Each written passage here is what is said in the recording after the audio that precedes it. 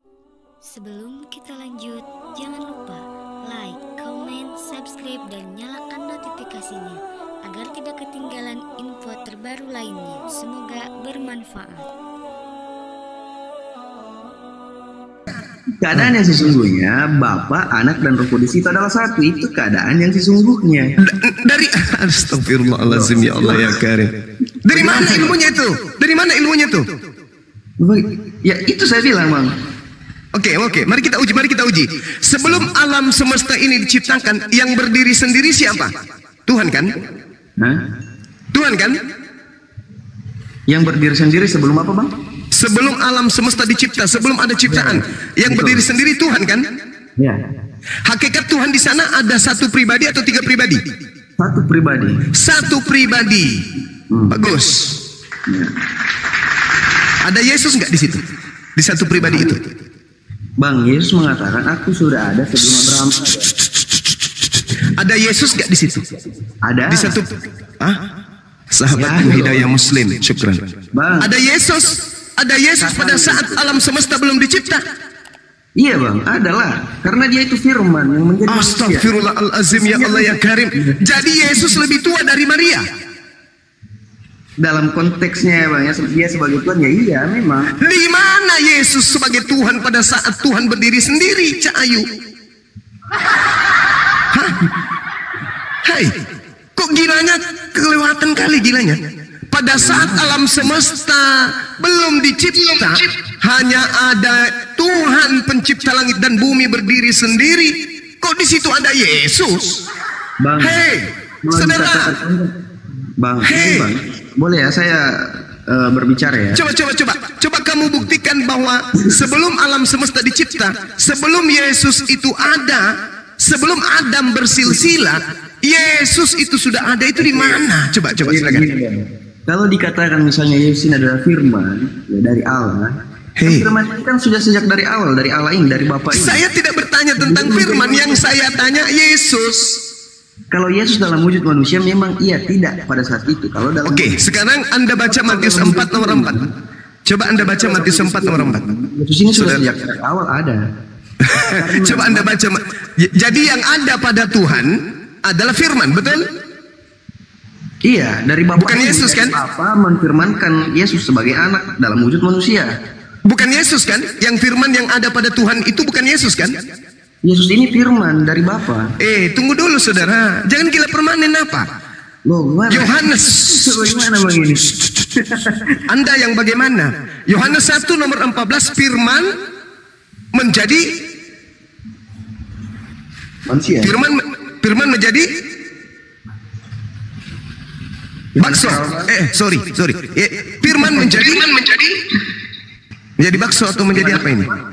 Yohanes 1 nomor 14. Ayolah saudara, buka diri. Mari belajar. Gratis, tanpa perpuluhan kalau dengan saya. Ya, siap. Coba Yohanes 1 nomor 14. Firman itu telah menjadi daging dan ya oke. Nah sekarang pertanyaan saya, daging ini apakah sudah ada sejak semula bersama dengan Bapa?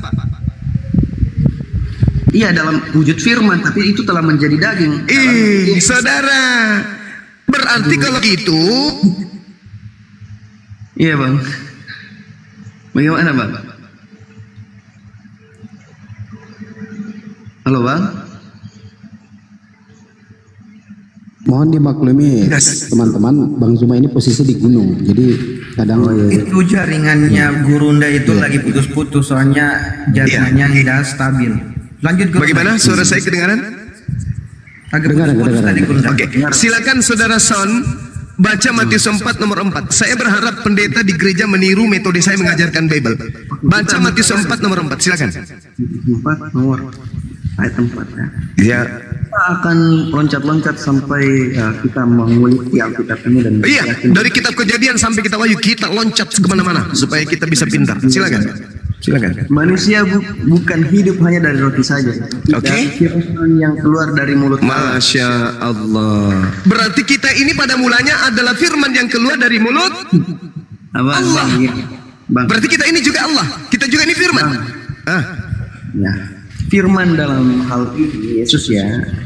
Kalau dikatakan firman yang menjadi daging, berarti perkataan Bapa menjadi daging. Ya. Perkataan Bapa menjadi daging. Ya, jadi maksud saudara ada daging dari langit turun ke bumi. Gedebuk. Kalau dikatakan menjadi Bang, gitu. Daging jatuh dari langit. Kalau dikatakan menjadi bukan berarti dia langsung jatuh dari langit seperti. Apa bedanya dengan kita berdasarkan Matius 4 nomor 4? Nah, manusia hidup bukan hanya dari roti saja. Ini berbicara tentang firman Allah, ya, firman Allah yang bukan dalam wujud daging, bukan dalam wujud Yesus loh. Lah gimana sih saudara ini? Bang, firman itu kan dikatakan firman yang menjadi daging ya. Kalau dikatakan firman yang daging, berarti salah satu firman dari Allah ini menjadi Yesus. Dan firman Tuhan itu Bapa itu tidak hanya satu. Ya, dalam konteks Matius 4 ayat 4 ini manusia hidup bukan hanya dari roti saja, tetapi dari firman yang keluar dari mulut Allah. Ya, berarti ada banyak Tuhan dong yang menjadi manusia. Bang, kalau konteks ini itu bicara tentang keimanan. Mati meja. Oh iya, itu coba deleng-deleng. Saudara, yang firman keluar dari mulut Tuhan sebelum menjadi daging itu apa? Firman bentuk apa? Maksudnya firman bentuk apa? Iya, kan belum jadi daging kan? Firman keluar dari mulut Tuhan, bentuk apa dia? Begini ya, kalau dikatakan firman Bapa, ketika Bapa misalnya ini saya ambil konteks yang gampang dipahami. Ketika misalnya Bapa berfirman, aku akan mengutus engkau. Yang keluar itu kan kata-kata dalam firman. Aku akan mengutus seorang hambaku atau anakku Yesus Kristus. Yang keluar kata-kata kan? Kata-kata yang kemudian menjadi nyata. Kemudian menjadi nyata. Nah, maksudnya kata-kata menjadi nyata, maksudnya firman Bapa itu jadi kenyataan begitu. Maksud saya, firmannya katanya akan menjadikan seorang Yesus menjadi. Nah, berarti Yesus ini ciptaan yang berasal dari firman, betul? Bang, kami percaya bahwa Yesus utusan, Yesus itu nabi, Yesus itu Tuhan. Ya, satu yang bermasalah, nabi utusan tidak bermasalah, yang Tuhan itu yang bermasalah. Bagaimana mungkin kemudian, saudara, dengarkan saya. Tolong diskusinya yang baik. Tuhan berfirman, Maria hamillah. Yang mana yang firman di situ? Yesus atau hamillah? Begini Bang ya. Begini terus. Salahnya Bang ya dalam berpikir itu ketika kita mencoba ya, menyalahkan Yesus di sini. Loh, Anda yang terlalu lebay karena Anda pengikut iblis. Anda mencoba menjadikan Yesus itu Tuhan dengan dalil yang tidak rasional. Lo dalil, kami pakai Alkitab Bang. Kalau pakai Alkitab, pertanyaan saya kalau pakai Bible, yang keluar dari mulut Tuhan daging atau suara? Maksudnya? Selalu bertanya kalau mulai bohong, selalu bertanya. Maksudnya? Begini Bang, tidak apple to apple pertanyaan Abang. Kok yang keluar dari mulut Allah kok daging, sedangkan di Alkitab tidak pernah dikatakan bahwa yang keluar dari mulut Allah itu adalah daging? Oke, baik. Ingat ya perkataanmu ya, bahwa tidak pernah keluar dari perkataan itu menjadi daging. Iya. Oke, baik. Anda paham Matius 4 nomor 4 tadi? Iya, di sini berbicara tentang pada saat Yesus dicobai oleh iblis. Nah, berarti manusia itu juga adalah firman yang keluar dari mulut Tuhan, betul? Manusia dalam hal apa ini Bang? Astaghfirullahalazim, ya Allah ya Karim. Manusia. Bang, kalau ini kurang. Lo bukan Bang. Kalau dikatakan manusia, itu kan banyak itu, luas artinya. Saya juga manusia, Abang manusia. Nah, kita menurut Yesus kita ini berasal dari firman yang keluar dari mulut Tuhan atau bukan? Menurut Yesus. Menurut Yesus. Iya. Ayat yang mana Bang? Astaghfirullahalazim, ya Allah ya. Matius 4 nomor 4 itu. Bukan. Di sini kita tidak berbicara tentang firman yang kemudian menjadi daging. Coba Anda baca ulang lagi. Pantas saja Bang, karena Abang menganggap Matius 4 ayat 4 ini adalah manusia, firman yang menjadi daging. Coba Anda baca ulang lagi. Coba bacakan ulang lagi. Bang, di sini dikatakan manusia hidup bukan hanya dari roti saja, tetapi dari setiap firman yang keluar dari mulut Allah. Nah, itu ada terjawab. Manusia hidup bukan dari daging saja, bukan dari roti saja, tetapi dari setiap firman, dari setiap Roti itu apa maksudnya, Bang? Bang, di sini pada saat Yesus dicobai di padang gurun, datang seekor iblis dalam seekor berupa ular, ya. mengatakan kepada dia, mengatakan kepada Yesus, kalau kau betul-betul anak Allah, lu berubahlah batu ini menjadi roti, karena di situ Yesus sedang berpuasa. Kelihatannya Anda ini kelihatannya ini suka pintar-pintar memelintir. Sekarang gini aja deh. Hakikat itu apa? Hakikat itu apa, Bang? Hakikat itu adalah keadaan. Abang tadi bertanya tentang roti itu. Betul tidak yang saya sampaikan? Udah, Bang, saya nyerah sama orang yang bahlul tapi sok pintar. Nyerah. Gak bisa saya diskusi. Hidup bukan dari daging saja, sedangkan di situ konteksnya Yesus dicobai yang sedang kelaparan karena berpuasa 40 hari 40 malam di padang gurun, dan datang seekor ular, iblis dalam wujud ular, supaya dia mengatakan bahwa lu sok pintar. Abang harus mengakui di situ bukan daging kan? Karena abang tadi mengatakan daging. Bakso. Mulai lagi. Udah, Anda kalau pintar silakan Anda berbuat, saya mau dengar. Tolong buktikan Yesus itu bukan manusia, silakan. Bang, Yesus itu manusia. Nah, manusia. Itu dia, Anda sudah mengaku dia manusia. Lalu bagaimana dia Tuhan? Bang, bagaimana mungkin kami membuktikan sesuatu yang kami percaya begitu? Misalnya abang mengatakan, buktikan di dalam Alkitab Yesus bukan manusia, sedangkan kami percaya Yesus itu manusia. Bagaimana? Oke, percaya nggak Tuhan? Percaya nggak Anda bahwa Tuhan itu bisa menjelma menjadi bukan Tuhan? Percayakah menjadi? Ya, percaya, namanya juga Maha Kuasa. Oh, jadi Tuhan itu Maha Kuasa menciptakan dirinya menjadi bukan Tuhan. Kalau dikatakan Maha Kuasa berarti Yesus berkuasa atas dirinya sendiri juga. Astagfirullahaladzim, ya Allah ya Karim. Nah, Bang, begini, Abang semua. Pertanyaan saya, apakah Anda memaknai kemahakuasaan Tuhan itu? Tuhan berkuasa menjadikan dirinya menjadi bukan Tuhan. Menjadikan dirinya bukan Tuhan. Ya. Itu ambigu, Bang. Ya, seharusnya itu pertanyaan yang ambigu. Yaitu paradoks. Pertanyaan Bahlul, kau mancing saya emosi ya. Tadi Anda mengatakan Tuhan Anda berkuasa menjadi manusia. Manusia itu Tuhan atau bukan? Ya, kalau dalam konteks Yesus ya Tuhan. Udah, kau turun. Kau ke gereja cium pantat menang. Selesaikan dulu, Bang. Saya tidak ada waktu untuk orang gila kayak Anda. Gak ada ilmu. Ngotot. Anda mengatakan bahwa Tuhan menjadi manusia karena dia maha kuasa. Menjadi manusia. Manusia itu bukan Tuhan, kampret. Berarti Tuhan Anda menjadi bukan Tuhan. Bikin pusing. Muter-muter. Kapan sih kalian itu sama ras? Selamat pagi. Selamat pagi, Pejuang Rock ya. Selamat pagi, Mbak Yan. Ya, silakan Bang berdiskusi sama Bang Zuma. Baik. Mungkin saya membantu memberikan perspektif yang berbeda ya, Zuma ya. Iya, silakan. Oke. Jadi memang untuk melihat ketuhanan Yesus itu, ya menurut saya kita mesti memahami dulu apa itu perjanjian lama, apa yang dikatakan di sana. Karena kalau kita berputar-putar di perjanjian baru, ya kan, itu nggak akan ada habisnya. Kita mesti ngerti dulu perjanjian lama, baru nanti kita ke perjanjian baru. Maksudnya kita akal-akalin dulu kitabnya orang Yahudi gitu maksudnya kan ya? Makanya saya kita akan akal-akali dulu kitabnya Yahudi. Pasti itu. Kita akal-akalin kitabnya orang. Ya, lanjut. Tidak, oke. Saya mulai dengan firman Tuhan dari Yesaya 43 ayat 11. Oke, bunyinya begini. Yesaya 43 ayat 11. Akulah Tuhan, dan tidak ada juru selamat selain daripadaku.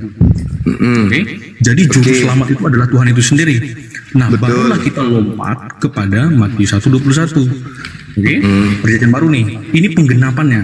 Ia akan melahirkan anak laki-laki dan engkau akan menamakan dia Yesus, karena dialah yang akan menyelamatkan umatnya dari dosa mereka.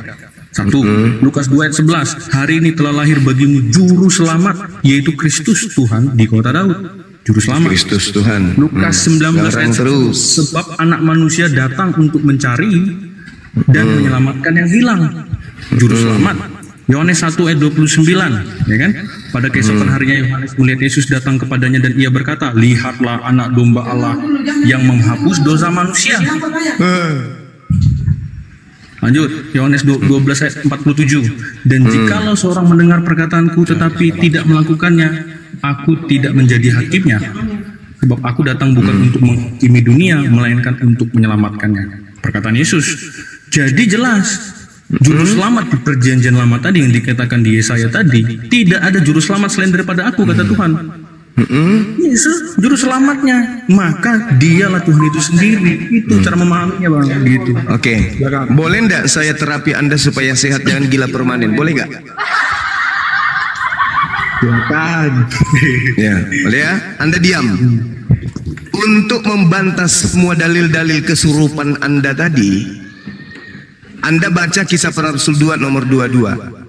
Hai orang-orang Israel, dengarkanlah perkataan ini. Yang aku maksudkan adalah Yesus dari Nazaret, manusia yang ditentukan Allah, manusia yang ditentukan Tuhan, dan yang dinyatakan kepadamu dengan kekuatan-kekuatan dan mujizat-mujizat dan tanda-tanda yang dilakukan oleh Tuhan melalui perantaraan Yesus di tengah-tengah kamu seperti yang kamu tahu.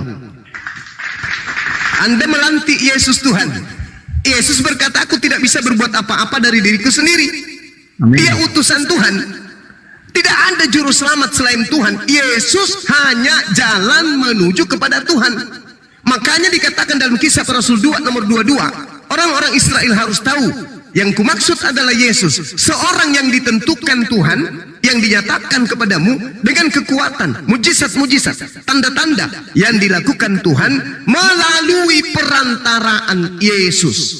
Siapa yang juru selamat di sini? Yesus atau Tuhan yang mengutusnya? Baik, coba jawab. Sepakat Yesus itu utusan, betul. Ya, Yesus tidak yang melakukan mujizat. Iya, oke, betul. Yesus sepakat, atau Tuhannya?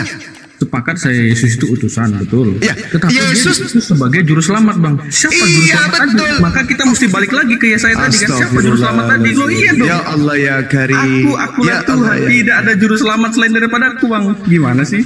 Ya, sekarang Yesus itu Dia diutus ketika menjadi juru selamat. Baik. Coba Anda baca. Benar nggak? Boleh Anda baca Yesaya 19 nomor 20? Paham nggak logikanya? Saya paham kebodohan Anda.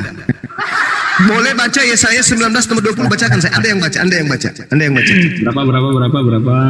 Yesaya 19 nomor 20, silakan. Yesaya 19 Ya. 20 ya. Ya. Oke, Yesaya 19:20 itu akan menjadi tanda kesaksian bagi Tuhan semesta alam di tanah Mesir apabila mereka berseru kepada Tuhan oleh karena orang-orang penindas, maka ia akan mengirim seorang juru selamat kepada mereka yang akan siapa itu? Dan siapa akan juru selamat di situ? Mereka. Siapa juru selamat di situ? Yang dikirim ke Mesir siapa juru selamat? Maksudmu Musa? Tapi katanya Tuhan, katanya cuma satu-satunya. Tapi katanya juru selamat itu cuma satu-satunya.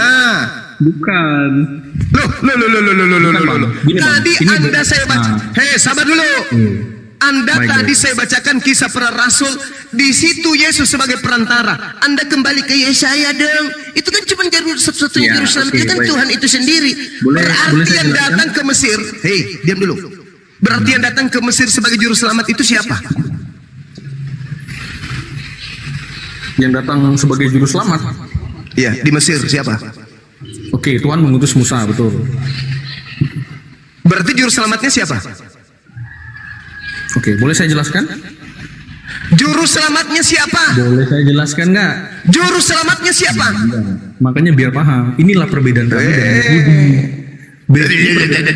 Udah, kau turun. Tidak ada jurus tipu di sini. Tidak ada jurus tipu menipu di sini. Jadi saudara-saudara, sebelum diambil alih sama host, saya terangkan orang Kristen ini adalah manusia tanpa kepala. Giliran mereka kemudian menginginkan makhluk halus yang datang kepada Paulus sebagai Tuhannya mereka akan mengutip perjanjian lama. Tapi ketika perjanjian lama itu kena kepada orang lain selain daripada Tuhan mereka yang makhluk halus ini, maka mereka akan menggunakan jurus langkah 1000. Coba, selain dari Yesaya 19, di dalam Yesaya 63 juga diterangkan begini. Kaum Israel adalah umat Elohim, maka dia menjadi juru selamat Bani Israel. Nomor 9, Elohim menjadi juru selamat, mengutus Musa sebagai juru selamat. Di dalam Kisah 13 nomor 23, Tuhan mengutus Yesus sebagai juru selamat bagi Bani Israel. Inilah orang Karisteng, manusia tanpa kepala. Maksudnya manusia tanpa akal. Itulah Kristen. Kalau berbicara mengenai agama Kristen, maka seketika Kristen itu, apapun titel pendidikannya, pasti mereka tak berkepala, tapi punya mulut doang. Saya bacakan ya teman-teman, saya bacakan di dalam Kisah Para Rasul 13 nomor 23. Tolong didengarkan baik-baik. Saya bacakan biar semuanya bisa ingat kembali pengajaran-pengajaran kita yang kemarin. Dan dari keturunannya lah, sesuai dengan yang telah dijanjikannya, Allah telah membangkitkan juru selamat bagi orang Israel, yaitu Yesus. Nabi Musa, Yesaya 19:20, Elohim membangkitkan juru selamat bagi Bani Israel di tanah Mesir bernama Musa. Karisteng, penyembah makhluk yang ngaku-ngaku Yesus, yang menurut Yesus adalah Mesias palsu, mencoba untuk menipu manusia dengan membawa data Yesus itu juru selamat, maka dia adalah Tuhan. Padahal jelas Yesus mengaku, aku tidak dapat berbuat apa-apa dari diriku sendiri. Apa yang aku lakukan, apa yang aku kerjakan adalah apa yang diperintahkan oleh Bapa untuk aku kerjakan. Berarti Yesus hanya juru parkir, juru yang mengarahkan, juru kemudi, juru parkir, juru selamat. Bukan berarti dia yang memberikan keselamatan. Dan itu terpampang jelas di dalam Kisah Para Rasul 2 nomor 22. Orang-orang Israel, ya Kristen kan bukan orang Israel, harus tahu perkataan ini. Yang aku maksudkan adalah Yesus dari Nazaret, manusia yang telah ditentukan oleh Tuhan dan yang dinyatakan kepada Bani Israel dengan kekuatan-kekuatan dan mujizat-mujizat dan tanda-tanda yang dilakukan oleh Tuhan melalui perantaraan manusia bernama Yesus. Jelas sekali. Sayangnya Kristen itu ketika berbicara mengenai kekristenan, mereka adalah manusia-manusia tak berakal. Demikian, silakan diambil alih.